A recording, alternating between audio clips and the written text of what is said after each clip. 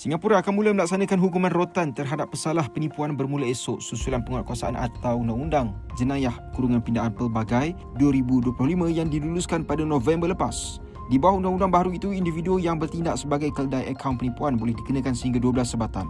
Manakala penipu dan ahli sindiket berdepan hukuman rotan mandatori antara 6 hingga 24 sebatan. Langkah tegas itu dilaksanakan kerana kes penipuan kekal sebagai keutamaan nasional, berikutan jumlah kes dan kerugian kewangan yang terus meningkat di republik berkenaan.